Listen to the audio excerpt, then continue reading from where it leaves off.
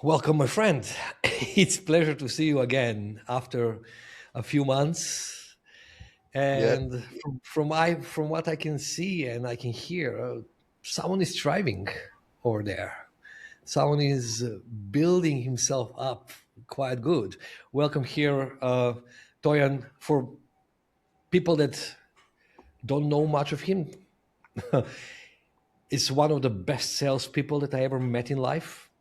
Someone that have been consistently generating 40, 50, 60K month in commission for the last 5 6 years. Not many people can say that. Someone that have been selling from properties to coaching and all in all areas and have been performing. But one day he finished on my Zoom call. He finished in my virtual room for a reason. So Toyan, let's explain what made you first reach out in the first place. So I just saw your content and it became apparent to me that we have like an operating system, right? Or, yeah, an operating system or a perspective on the world and on life. And that dictates the way that we think and therefore the decisions that we make. And I knew that there were some huge blocks there that needed to be removed for me to get from the ceiling that I'd hit to smashing through it, essentially. And I watched you for probably about 6 months, and I was afraid to get in touch because I was scared to confront what I know needed to be confronted. And then I think it was a testimonial from someone, and then I thought, "Fuck it, let's just do it." I still remember the first message when it was, I mean, it was in a way like, man, I have been scared to reach out for a very long time, but now I made a decision. And I still Yeah, remember you telling me, man, I really experienced this fear. You will need to handle the reframe. shit to objection handle me the shit out of me, something like that it was, and reframe me before I do absolutely everything else. And I was like, dude, I'm not doing that with you. I'm not doing that. Let's jump on the call. Let's have a conversation. So what was happening? Like, what was happening in that moment? Like, what were you experiencing? Because you mentioned something, the ceilings, and what was going on within you. Like, I know, but explain to the rest, to the point. How comfortable are you? Good question. So essentially, reality was catching up with me, and by that I mean the fruits of my labor were coming to life, if that makes sense, right? So opportunities were coming towards me, um, whether that's teams to manage, clients to coach, etc. And I wasn't allowing myself to benefit from the fruits of my labor because I didn't believe that I was ready or deserved to have it. A bit of both. One, not deserved to have it. Number two, the current operating system I was living through wouldn't have been able to handle it, essentially. And so that's what was happening. And I was keeping myself stuck in certain situations, working at certain companies. And to boil it down to one thing, to be really transparent and I guess vulnerable, it came down to that I felt like I needed a leader and I needed to be under someone rather than for me to lead myself, you know? Mhm. And there's people that depend on me that need me to step into being a leader. And I'm not talking about sales teams, I'm talking about my kids, my 5 kids, right? You've been Um, busy. yeah, yeah, it's my son's 16th birthday today, actually. Happy birthday! Happy Yeah. birthday! And that's kind of what triggered it. The fact that him and my older son, Lucius, who's 19, they're getting to the stage where the world's going to require for them to be leaders too. And I'm like, fuck, how can I pass that on to them? I have it myself, you know? So it all came down to leadership. It all came down to embodying leadership, doing what's needed rather than what's easy, and stepping into who I need to become to allow the reality to catch up with me, Yeah. basically, and to take the opportunities I was being offered and things like that. I remember there was a massive amount of anxiety on a day-to-day basis, Yeah, and crippling towards decision and all of that part. And I still remember one moment when you said, like, I don't even know if it's possible to get better or something like that, which was yeah. another belief. Why did you say that in that moment? What do you think?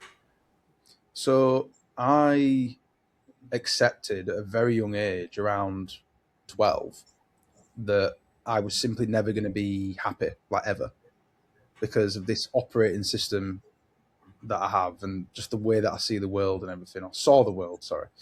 Um, so yeah, I didn't think there was any possibility. I'd tried all sorts of things, therapy and all that kind of stuff, and nothing ever changed. So I thought, like, what's the point?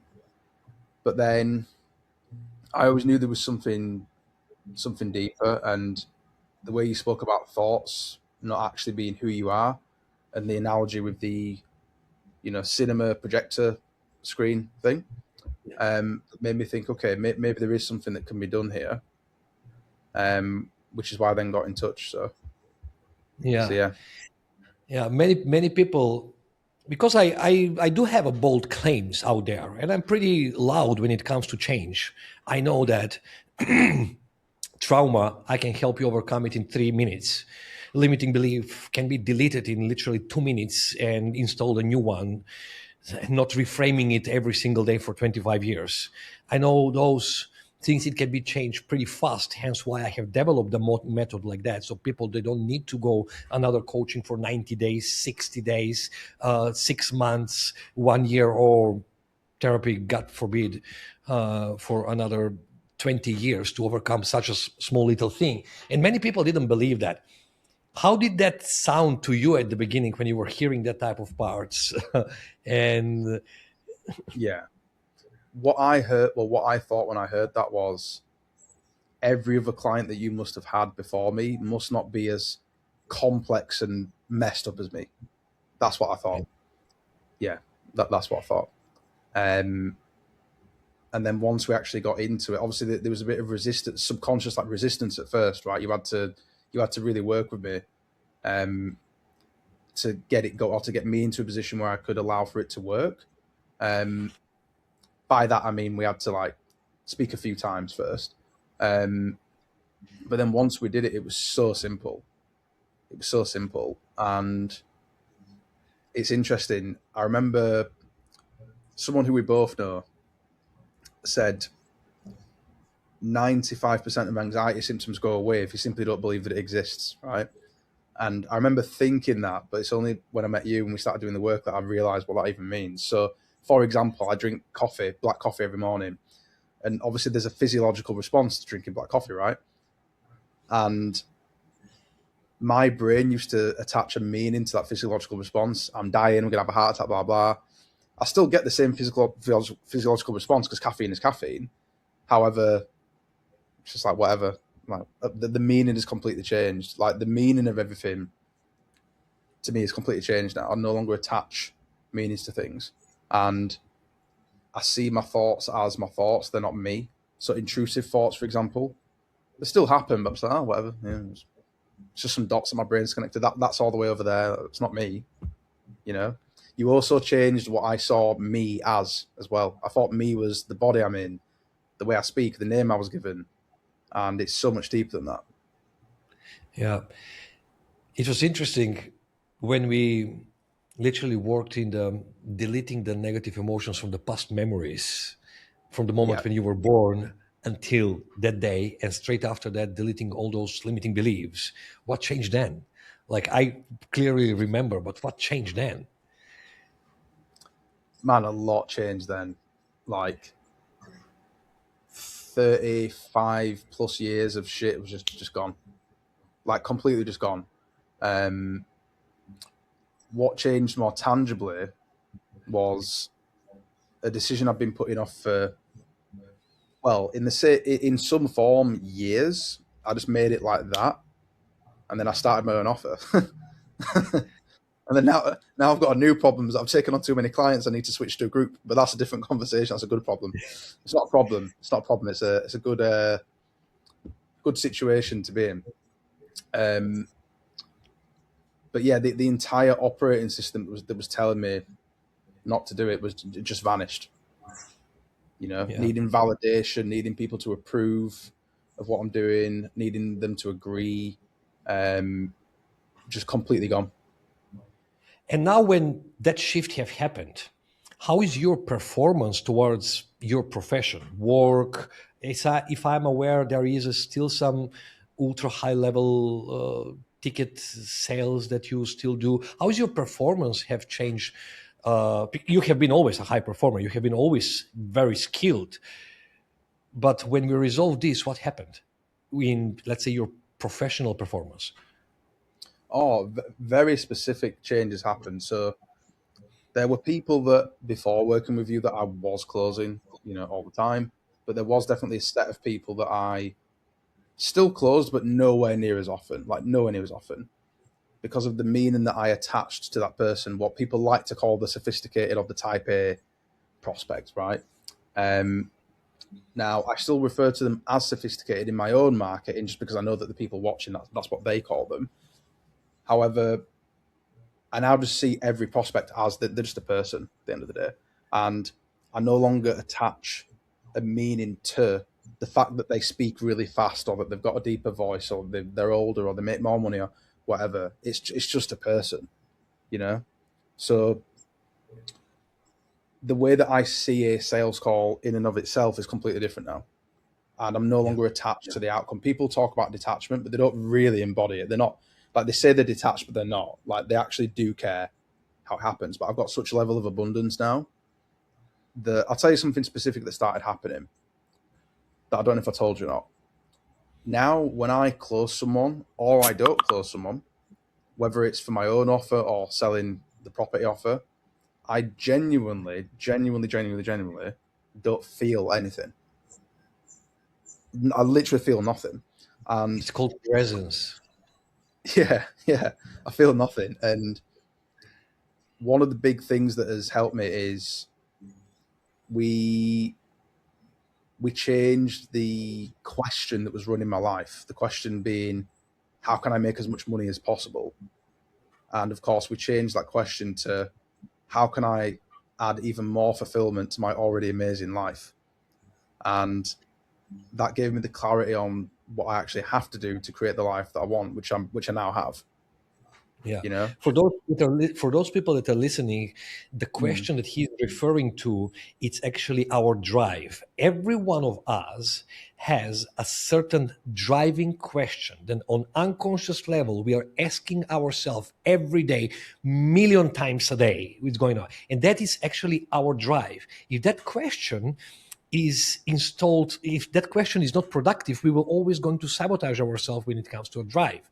And drive, together with our story, which is our values, our beliefs, our memories with attached negative emotions and decisions and attitudes, and together with the human needs, these human needs are determining our focus.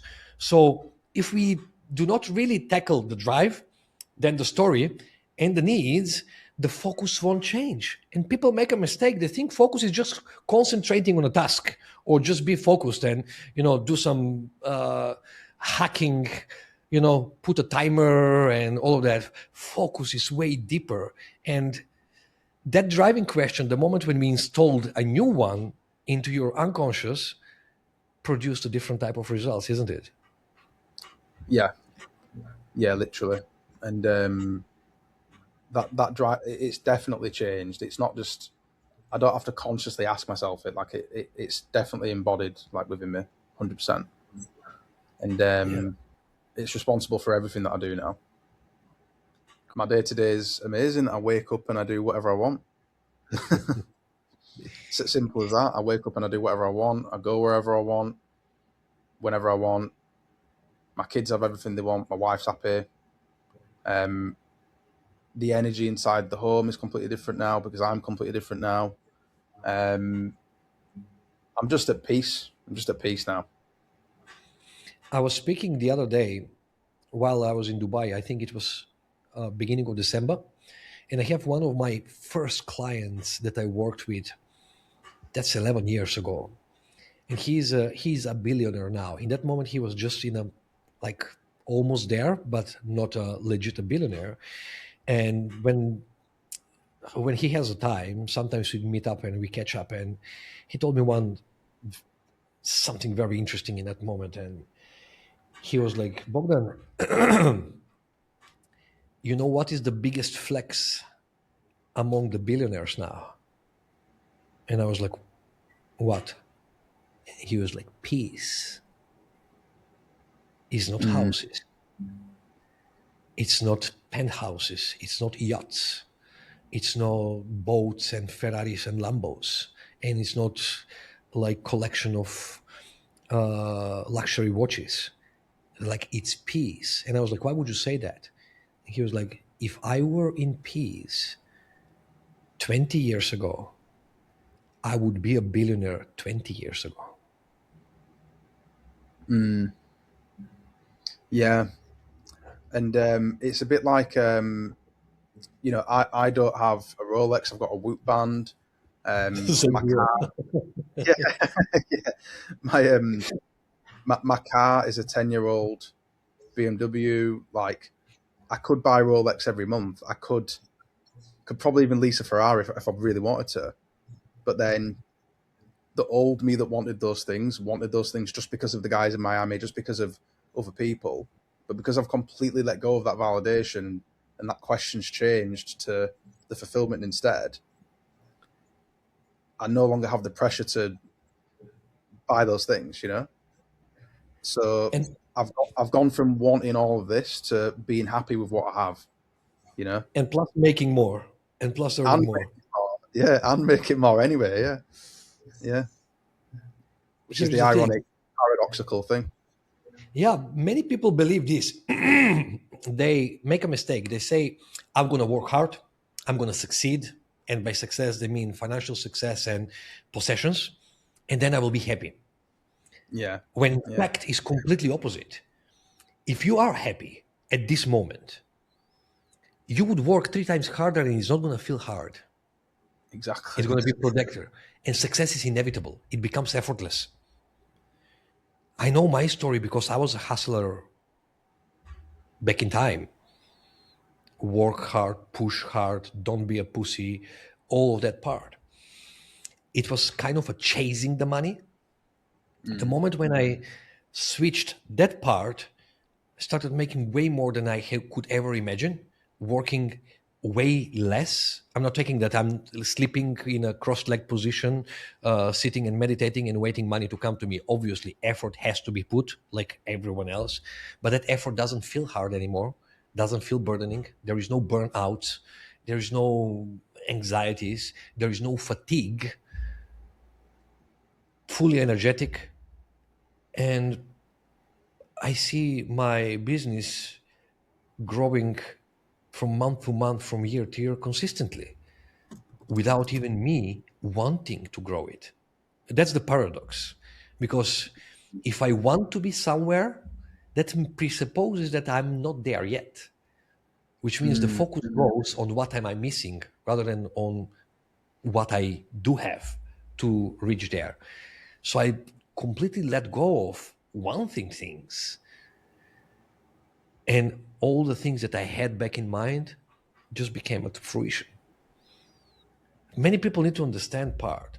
The moment when you attach yourself to a certain goal, I'm not saying not to have a desire or not to have an ambition, but the moment when you attach yourself, you're just initiating that type of mechanism within you. What if I don't get it? What is going to mean about me? What's going to happen? And you just cripple yourself with negative emotions, beliefs that are not serving you anymore, and you will never going to reach to that goal. The moment when you make a full detachment, which means if you get it, cool. If you don't get it, you know that you're gonna be okay.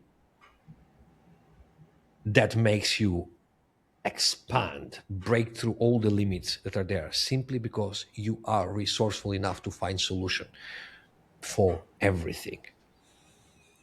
Now, there is a lot of how to call it. There is a lot of scarcity when it comes to this type of work in every industry, right? When we need to look deep inside of us and fix those things, because that became part of our identity. Now, for the industry that you are in, sales, closing, managing people, closing yourself, and plus having a great community teaching people excellent skills, how important do you think doing this work it is for them, for all of them, when it comes in terms of performance in general? I think it's more important than the skill. It's more important than the skill because, but like I said in one of my recent videos, the most important thing you're doing on a sales call isn't what you're saying, it's the state that you're saying it from. And this is why you can even have people in the same sales coaching program that are being taught to say the same things, but some people perform better than others. You can have certain offers where the sales manager requires that they stick word to word to certain scripts because maybe it's a financial product or something, and people are performing better than others. And let's face it, it's because the better performer has better internal peace compared to the other person. Simple as that. And the prospect can feel that. They can feel that the inner peace that they have. And obviously, sales. People say sales is a transfer of confidence. I don't think it is. I think it's a transfer of peace. In fact, there is no such a thing as a transfer of emotion. Because emotion is self-created. However, if you are at peace and you are confident and you are assertive and congruent, they see that, and they see that that's possible, and that builds trust with people. At the moment when there is a slight incongruence inside, no matter how sharp on words you are or how you've been taught to be slap around people, they're not going to trust you. Sales have migrated. Sales have evolved in a way where now trust means more than any time in the past. Yeah. If we really think about it, me personally, when I was selling full time, because I was selling ultra high tickets from 100K up to several hundred millions in different industries, only thing that mattered was trust. And how can an investor trust you if you don't trust yourself first? Yeah. That's a much better way of what I was trying to say. Yeah. Yeah, Yeah. exactly. So, in your mind, like, what would you recommend? What would you advise anyone that is in this industry, whether is a closer, whether is a sales manager, whether is a business owner managing sales teams? What would your advice as an expert in the field would be? To work with Bogdan. Besides that, Um, to address any internal blocks that they have, because they're definitely there, they definitely have them. And even if they think, oh, I'm already performing really well, I'm closing at 70%, you don't realize that you could be closing at maybe 90%, if that's the case. If you don't if you unwind those internal blocks. And also that those blocks don't come from the place that you think they come from. You know, you're attaching it to a certain event when you were a kid or something like that. Whereas no, it comes from you're attaching a meaning to that event, and that came from somewhere else. You know, hence why there's soldiers, Navy SEALs that are pinned down in certain places right now that are laughing and smiling, and there are people that are on holiday in a beautiful place right now that are having an anxiety attack. yeah, Because it's not the situation, it's the meaning they're attaching to the situation. You know, absolutely. so I my mean, advice would be do the work. Yeah. we cannot experience the world outside of us. We are incapable of experiencing the world outside of us directly. We're only capable to experience our own thinking or our own meaning making of what's outside of us. And if that's code running in the background is a little bit off, then you would experience off things outside. Toyan, it was a pleasure talking to you, and thank you for sharing your story for everyone there. Now, tell me, how can people reach you? I know, I see how much of results your clients have. Where the viewers of this video can find you, research about you, how they can find you online. So if anyone really needs a help when it comes to sales and just explore that part. So you can find me on Instagram at Toyan Closes and also YouTube at Toyan Closes. Perfect. So everyone who is listening, if you still believe that there is a place for improvement when it comes to sales skills and you want to really learn from one of the best sales pros that I have met, just follow those handles and help yourself, because help will not going to come to you. You will need to seek for it and take it when it's there. Pleasure talking to you, my man, and I hope I'm going to see you soon live. Definitely, man. Yeah, I'll see you soon.